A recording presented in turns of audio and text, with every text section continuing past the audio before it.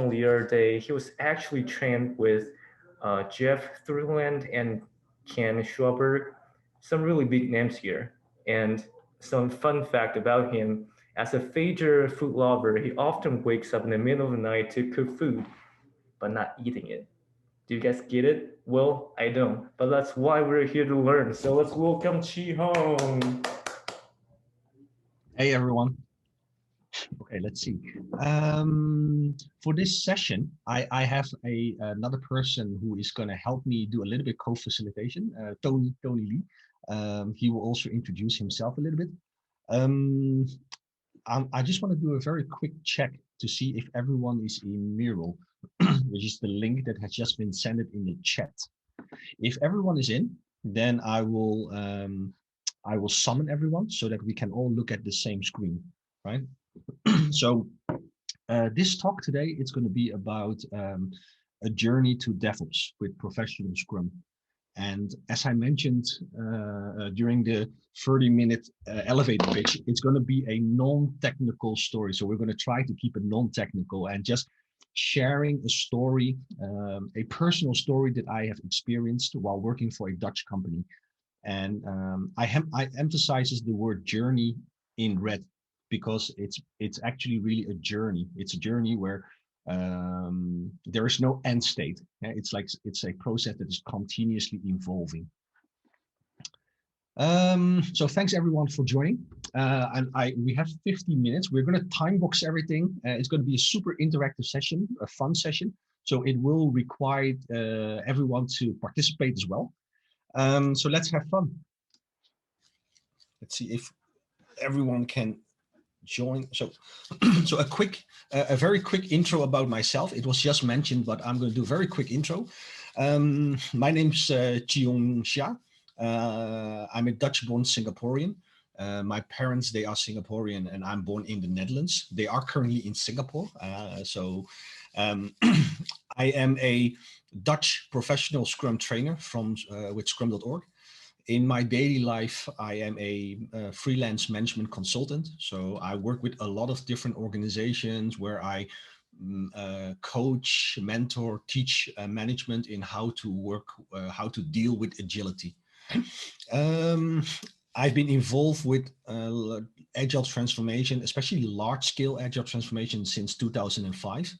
I'm a ICF certified coach, and I do a lot of, I play a lot with Legos, and that's as a certified facilitator for Lego Series Play.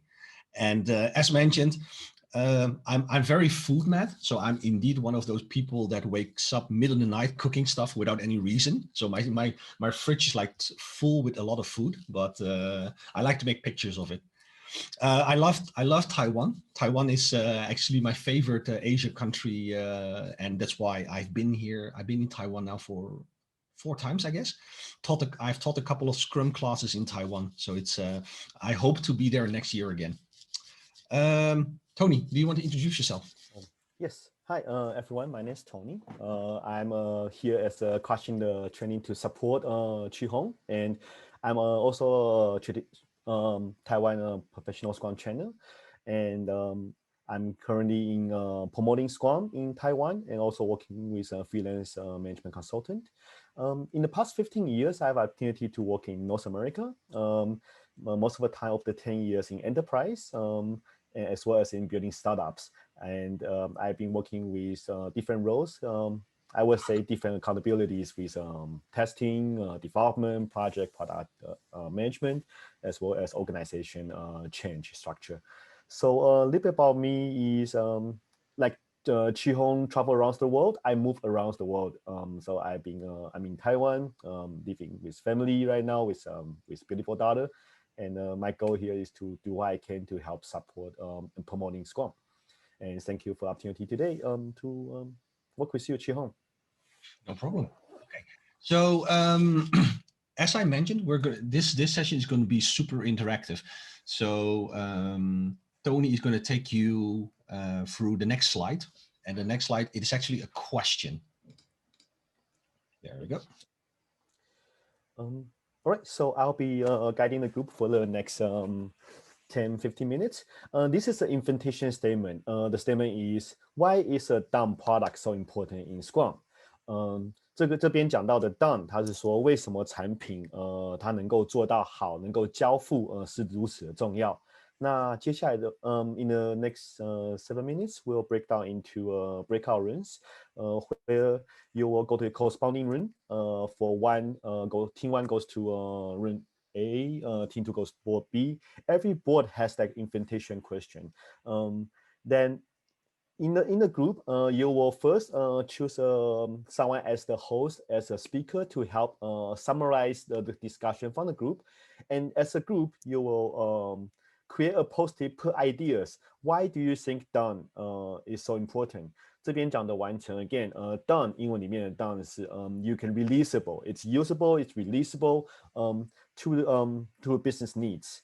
So we have about 7 minutes, and in 7 minutes, end of 7 minutes, we'll meet as a whole together to learn the sharings from each group. Why is it so important?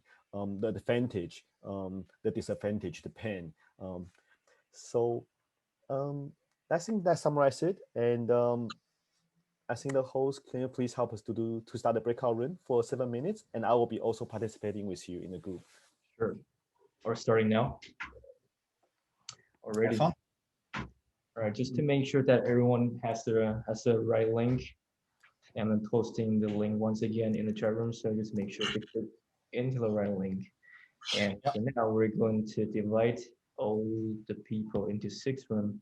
It's going to start now. So we're ready. I'll see you in there.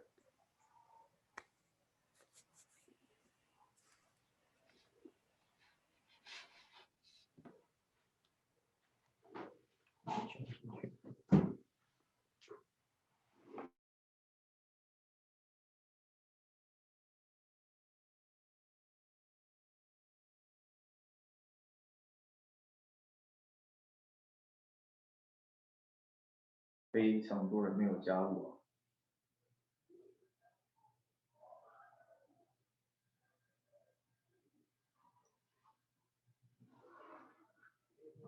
韦德没有加入，韦德是工作人员。好，那我把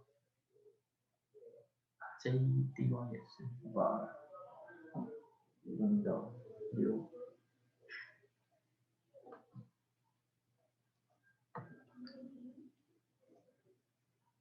R 也是。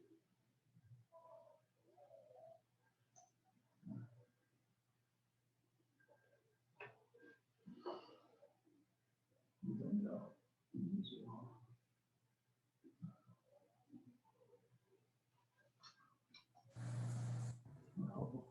Hi. Hi. Hi. Have we changed the rooms or what? Hello， 有声音吗？有。第一组总共有4个人哦，4个参与，然后第3组有刚才2个人在讲话哎。你的鲨鱼从哪来的？洗手间，鲨鱼就洗手洗衣篮里面过海。OK， 我需要你的意见。现在第3组只有。没声音。嗨，大家好，我们赶快写作业吧。Hello。嗨。我们写在哪一个？应该是要写在网站上 ，I guess。对，我的意思是润哪一个？就是它润 A B C D E F。对，我们是第一组，所以是第一组，应该是润 A， 对不对？是的，大家好，我被拉过来了。OK。Tony 你好，所以我们要写在 A 这里。OK， 是的，找一个人等一下帮这个小组做个统整，但我们主要的目的是讨论为什么完成到能够 release 或是 use 的一个这种完成有这么重要，或是没有做到它有多痛苦？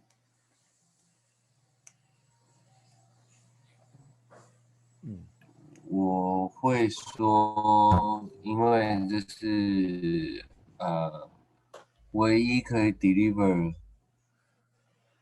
business value 的。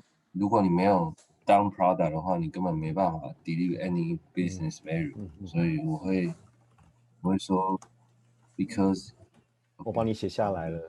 好，好，谢谢。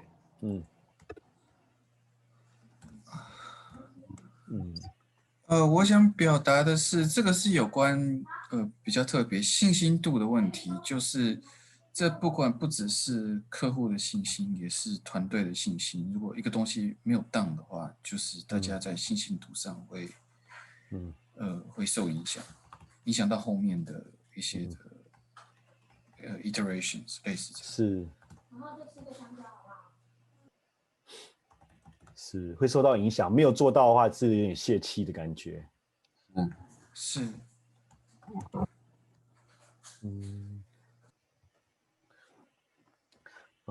还有呢？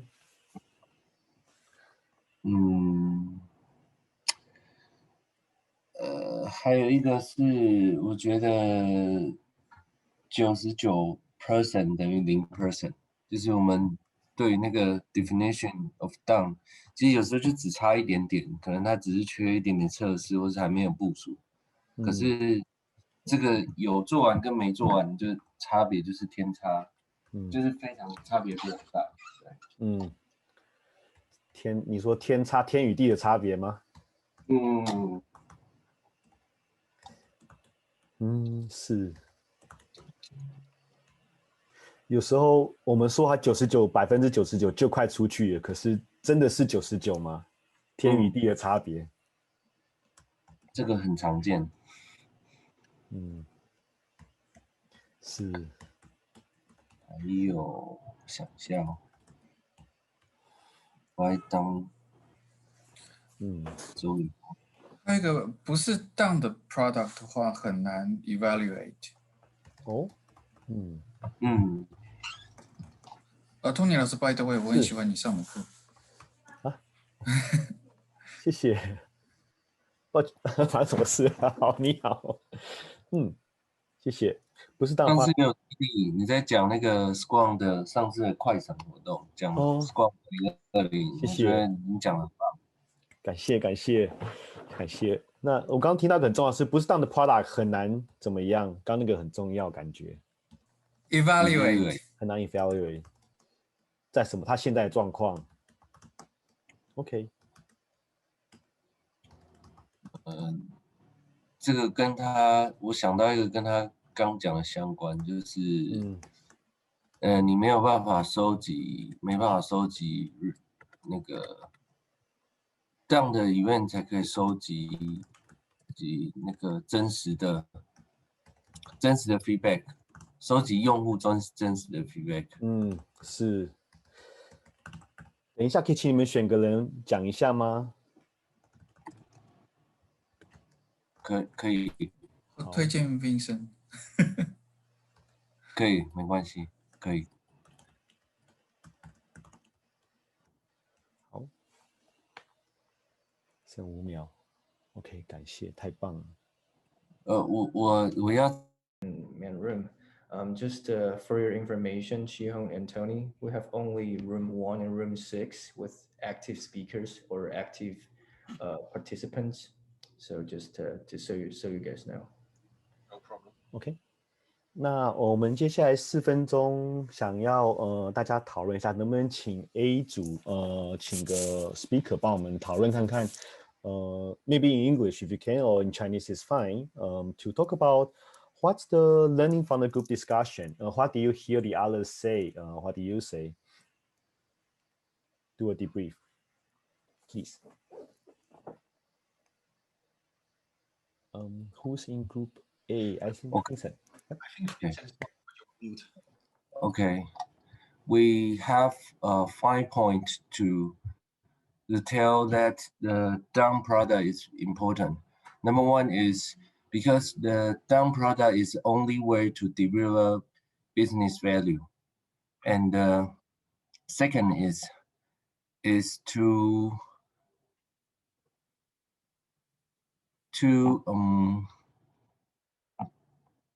express confidence, because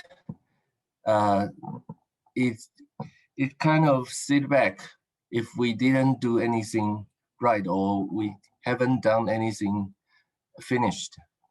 And the third is the definition of done is important, because 99% down is equal to 0% down. This is a huge difference between these two. And the fourth is it's hard to evaluate your product if it haven't been done. And the last is you can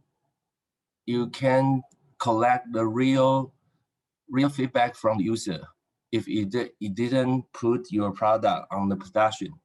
And it's above is our group's discussion. Yeah.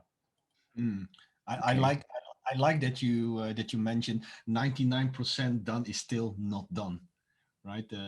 Yeah. So that's a very interesting one. The one with delivering value. It is also a very interesting one, because we often say that you how do you say it? When the product is done and you you release it, that's the moment where you can validate your assumption of value, right? Before you release, everything is an assumption. You can use all these mathematical formulas to calculate value. Maybe this user story has a lot of value if I put it in production, or maybe this story has a lot of value, but it's all an assumption until you put it in production so that you can validate it. Maybe you think it has value, but then you put it in production and then it doesn't, right? It happens. Yes, yes. Oh. You're on mute, Tony. Thanks。下一组是第6组在请问 Room F 可以请 Room F 的 host 或 speaker 帮我们做一个 debrief。All right, just a second. Okay, by the definition of done, which is either good for our marketing or good for our product or good for our society, which is the definition of done, and which is something we're going to achieve and or we're going to deliver. So if no done in the real world, if no done, there's no income.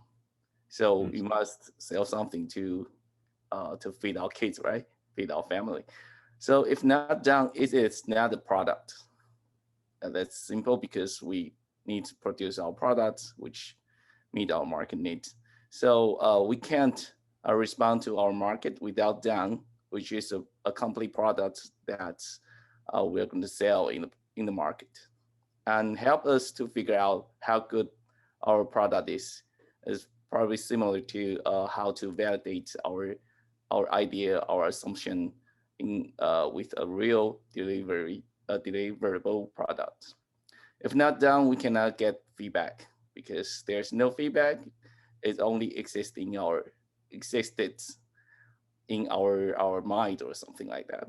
So let team member feel achieve something, which is we done something, we completed, we feel the achievement, and okay, so that we know where we are in the whole progress.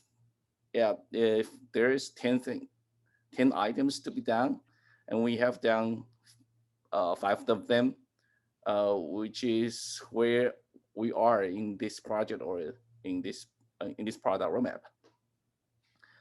If not complete, we might lose our leading edge, which we try to win over our competitors with our new ideas or new technology. So, yeah. with our ideas. Yeah. Cool. Um, You're on mute, Tony. Oh, I'm back. I'm not mute anymore. But I love the first ticket. No down, no income. To me, that's the most important thing in the world. No money. every imagination is irrelevant. It becomes ideas in our head.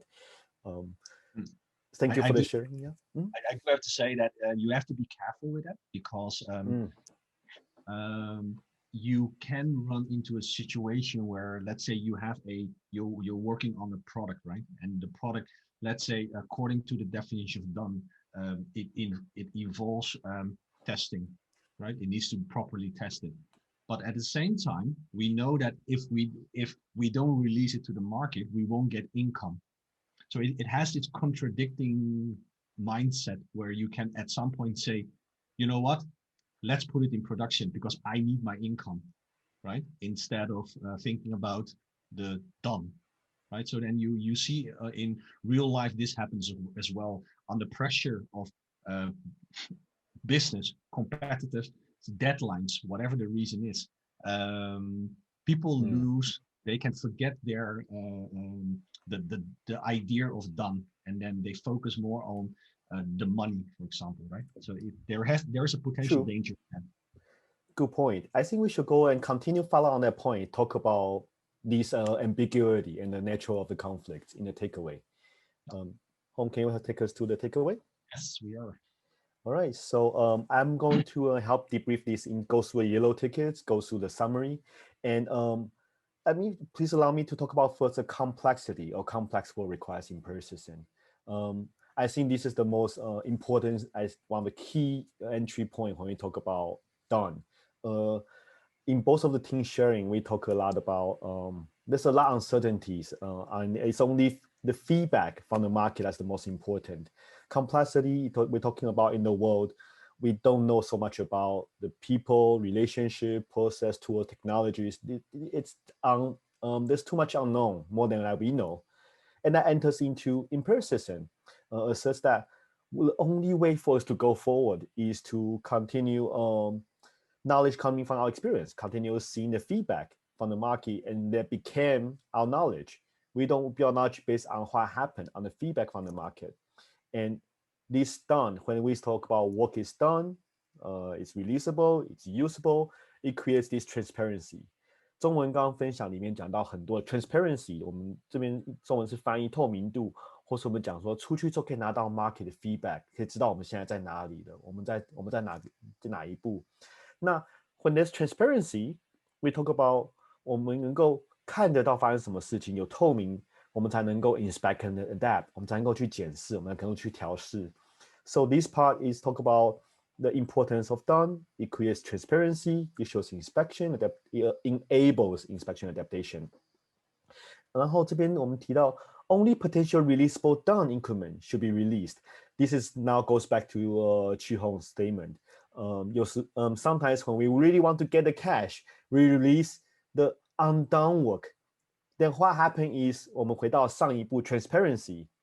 If the work we release, the done work doesn't provide transparency, maybe there's income, but the transparency is reduced. Then our inspection adaptation is like blindfolded to adapt, okay, where we're going. 所以这边讲到是 only potential releasable， 我们的 done, the quality shouldn't be reduced. 当 reduced 的时候 transparency reduced, and our adjustments and our plan to inspect adapt there will be flawed, 会开始有错误。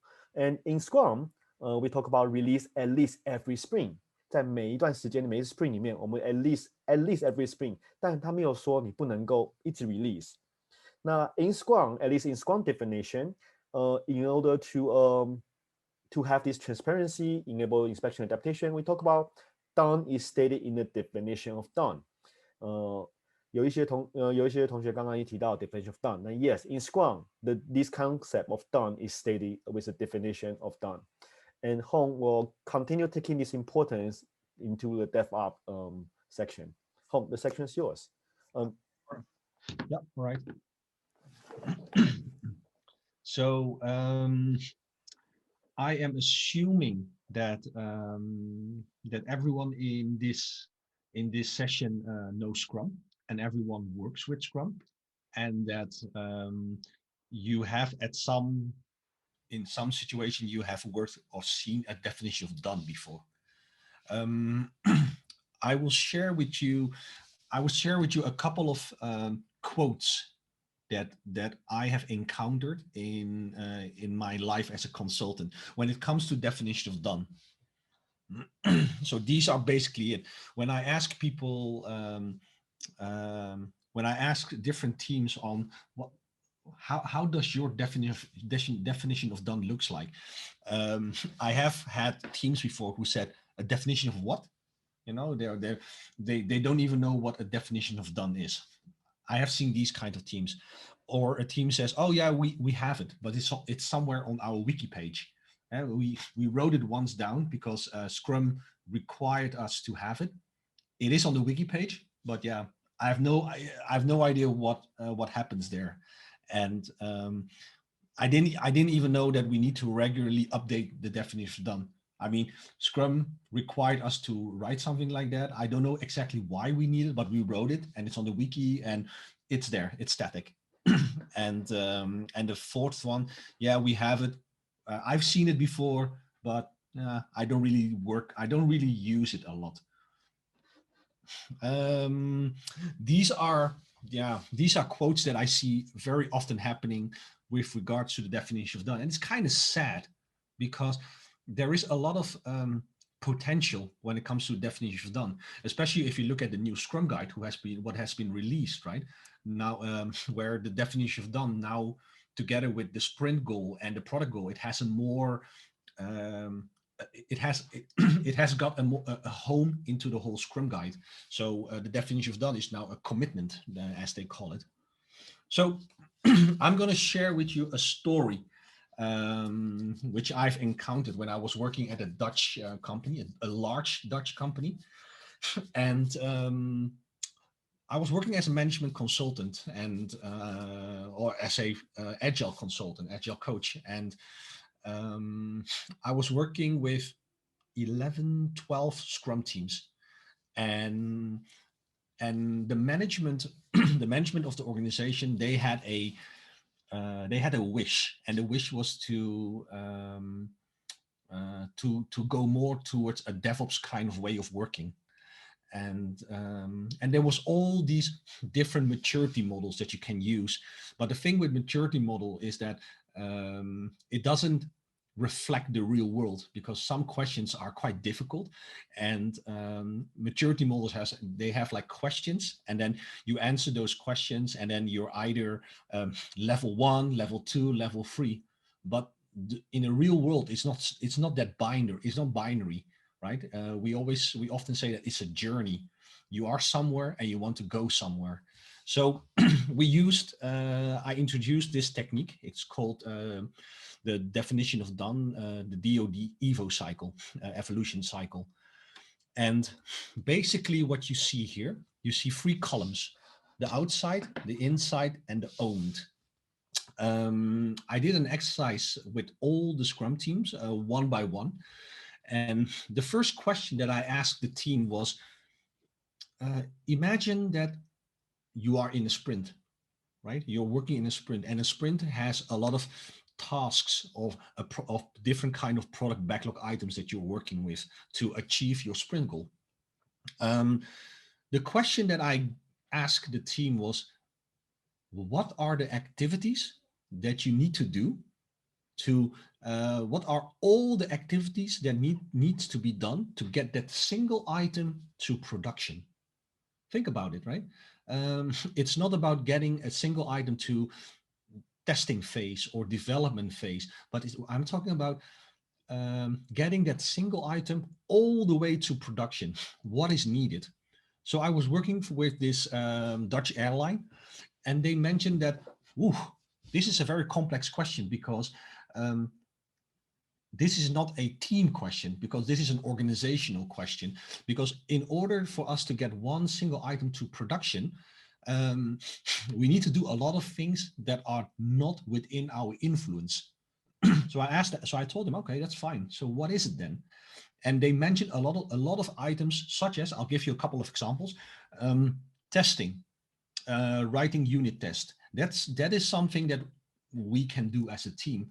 But when you're talking about an item all the way to production, in our company, well, we need to have a release management department who needs to create an environment for us. There needs to be some security token generated before it can go into production. There needs to be performance testing done that is not within my team. So and then that's the first step. So they came up with a lot of activities that needs to be done to get something into production. Now, the second question that I asked them is, from all those activities, can you map them into the outside and inside column? This means that outside means from all these activities, what are outside your team's influence? And inside means what's inside your team influence? And this created a distinction where the team said, okay, so setting up an environment, that is something that release management needs to do. That's something that we cannot do. Doing a performance testing, that's something that the load testing team should do. And that's what they're currently doing, not us. When it comes to review the work, that's something that we can do, right? So you have this distinction between outside your influence field and inside. That's the second step. And then we go to the third step. And the third step, it's the difference between inside and owned.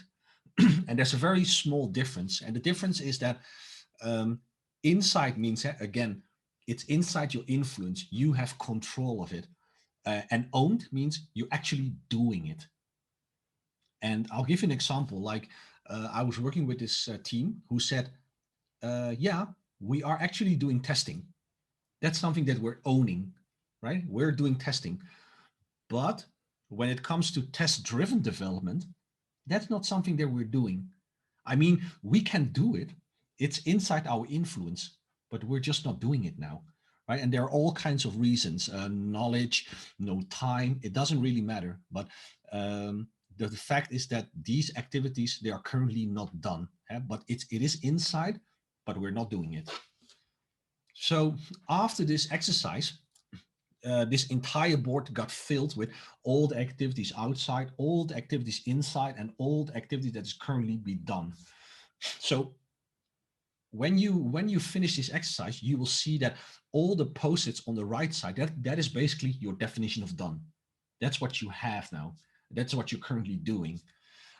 All the things that are inside, it means that it is inside your influence field, but you don't have the time of what the reason may be. You're not doing it yet. So this is the part where the developers should step in and start taking ownership of it, right? And all the things that are outside, maybe a Scrum Master can help. Maybe a Scrum Master can go into the organization and have this conversation about, hey, there are some tasks, there are some activities that is done outside the team. And we're talking about the DevOps journey. So we're talking about taking ownership of the entire process. So Scrum Master, can you help us in this section? Because you can notice that you can see that if all the post-its were shifting to right, it would mean that you have total ownership, and it would mean that you are able as a team to take one single item into production. So this is a simple technique that we used at the client, where all the teams, so I'm talking about 12, 13 teams who started to have this poster in all their rooms.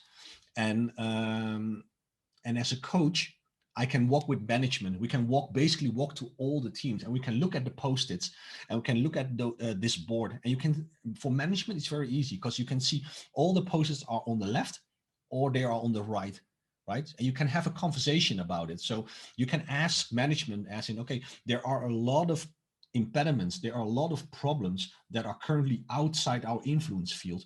How can you as a manager help us getting it inside so that the team can work on it? And the interesting thing is that when we did this exercise with 13 teams, one of the activities is release management. And release management, the releasing of the product, it's done by release management. So when you walk through all the 12 teams, you'll see that every team has an activity outside. It is called actual creating the environment to release, right? Every team has something outside, but when you go to the release management department, they will have it owned. And then that's at some point you will see this pattern. You can see that you can see dependencies, and then you can have a very interesting conversation with the people in the organization when it comes to professionalizing your organization and move towards a more DevOps kind of way of working. Just a quick check before I move on. Does anyone have a question regarding the definition of done, the Evo cycle? No? If not, then I'll move on.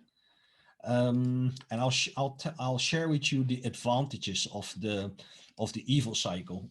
So one of the example is that the definition of done is suddenly transparent, right? As I mentioned, the teams, they have printed out the definition of done. It's a put on the wall, so it's basically in your face.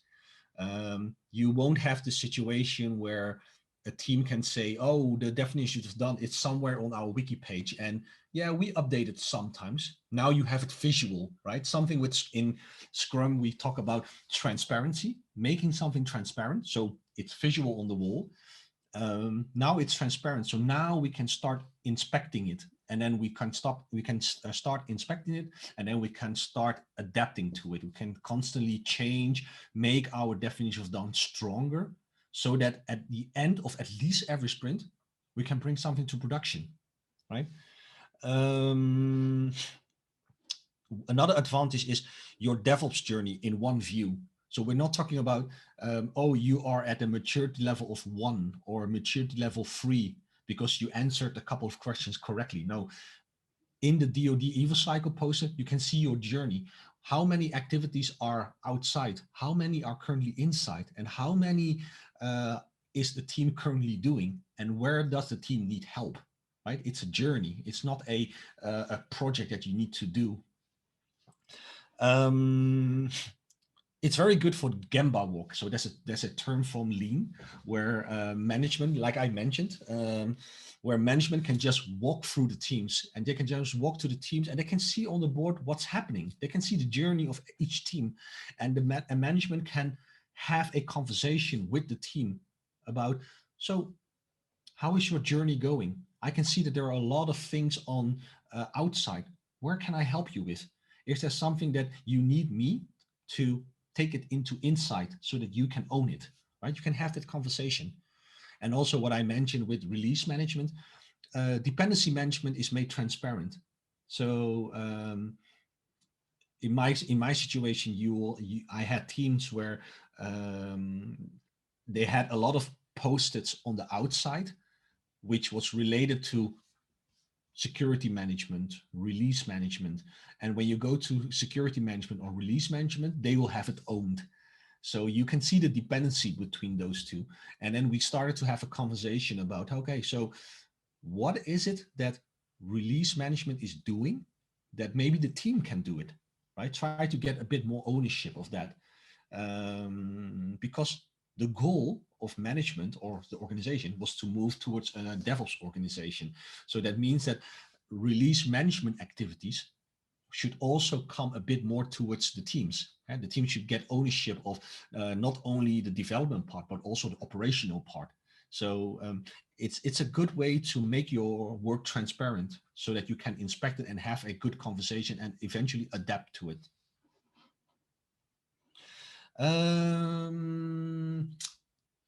That is the advantage of the DoD Evo cycle.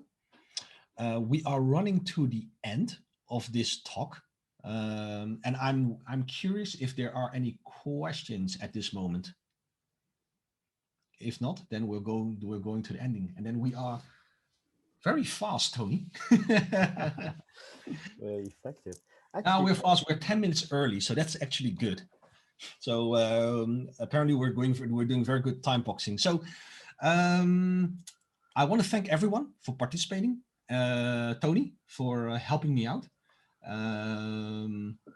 So as a professional Scrum trainer, or both as professional Scrum trainers, if you need help, if you need some more help with Scrum or Agile way of working, it doesn't really matter. Contact Tony. He's your local certified trainer, and he can help you in these kind of situations. His email address is down there.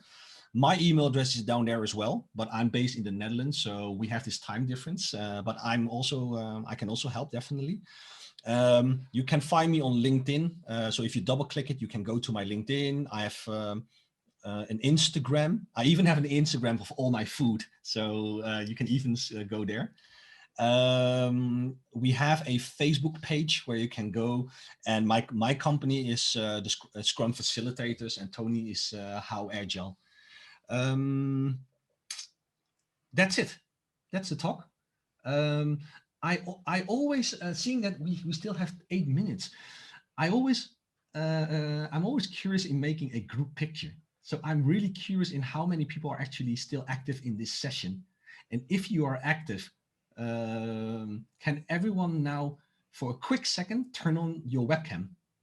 Because I have a very quick assignment for you.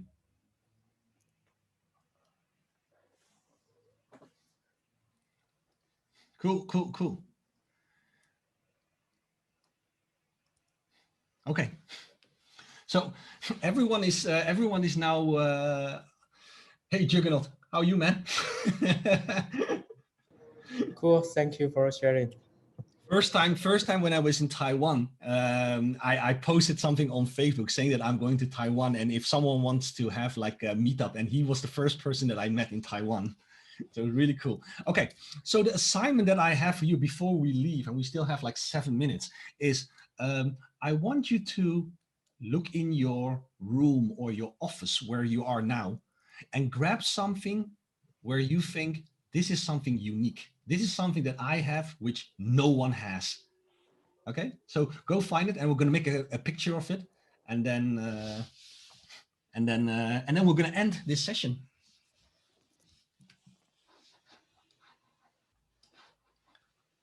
If you have a filter background, you need to close it. I think I also need to close it because I have my filter on as well. Background off. Everyone can see my bedroom now. Tony, are you on drinking? Are you drinking? No, dude, this is maple syrup. Oh, okay. Cool, cool. Yeah. Yeah. So I have this little Gru guy that I have that I got for my birthday. Oh, Vincent, you have this this massage gun, right? I wanted to buy it. Okay, guys. 1, 2, 3, smile. All right. Thanks everyone for participating. Was nice seeing everyone. Thanks for opening up your webcam, and I hope you enjoy the rest of the conference. Alrighty. Thank you, Chee Hong, for your presentation. It was really, really insightful about your story. Also, I noticed there's a question asked by Simon, and he asked, can you explain more about value? Mm-hmm. Wait, let me see. Yeah. Yeah. So the interesting thing about value, right? It's how do you say it? Value? It's it really depends on what your interpretation is of value, because what value is for me, it can be value for a different person as well. I always say that value, it's something that a stakeholder or an end user can use, right? But the difficulty with value is that it's very hard to measure, right? If you work with frameworks like SAFe, or you use the Kano model or something, there are all these different kind of models that can help you calculate value. And there's nothing wrong with calculating value, but the advice that I always give people is don't overdo it, because eventually, as I mentioned earlier, everything is an assumption, and everything is an assumption until you bring it into production so you can validate it. So when we talk about value, we want to see the value reflecting in the ordering of the product backlog, right? So you have a product backlog, one of the artifacts in Scrum, and that product backlog is ordered by the product owner because he sees value in certain items, right? And that's value basically for me. And obviously value can have a lot of multiple interpretation, like it can generate a lot of money. It can be valuable because if you release it, it can make life easier. If you release something, it's a law, right? There's a law coming up where, for example, now with Corona, everyone needs to wear masks. So this software needs to be within now and a month, because if it doesn't, maybe Corona is over in a month, you don't know. So that app, that product that you're building doesn't have value anymore. So it's based, it has a relationship with time, but also with market demand. But my advice is, or my advice at least, value should be reflected in the ordering of the product backlog. And remember that we are working in a complex environment. So try to apply empiricism. Try to get your idea to the market as soon as possible to validate your assumption, because everything is an assumption until it's in production, right? One of the Agile manifesto is also about working product over a comprehensive documentation. Are there any more questions? Yes, I see one more question. It's taking the outside activities into inside, wouldn't that create conflicts between different units or teams? Definitely. And we never said that being an agile organization is easy, right? If it was easy, then everyone would do it. So definitely it can create conflict. I always say that if it doesn't create conflict, then you're not hitting the right spot, because an organization, most organizations, large organizations, they are not built for being an agile organization. It's very hard in a large organization to actually be agile. And so we always say that when you work with which kind of framework, which kind of agile framework, Scrum, Kanban, it doesn't really matter, but Scrum or Kanban, it doesn't solve the problem. It's just making the problem transparent. And what you mentioned, Martin, it is correct. The pain, so the conflict, is going to make transparent. And whether you as an organization are able to address that problem, that's your definition of how agile do you want to be.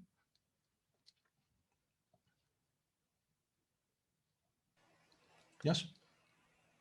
Well, already, I think it's about time for us to come up with a really good conclusion to this topic. And thank you again for Chee and Tony for your support for this session. I think we really have learned a lot, and not to mention, we actually have two rooms, two more people in the same room with me. We have quite a bit of conversation to this topic. And I also want to say that after this session, there are so many wonderful people in this room. Try to find each other, right? So after this content is not over, right? This is a agile community, so try to engage with each other. The thing that we did in the breakout room, try to continue doing this. You're not alone, right? Because agile is a very complex topic. So try to have each other's back, try to support each other. Yes. And I'm sure you can find Chee-Hung's email as well as Tony's email in our website. And if you want to have a further connection with these people, so feel free to do so. And thanks again for you guys coming and for your awesome experience to your story. No problem. I'm going to bed. Hey guys, have a good one. Okay. Bye. Bye. Bye.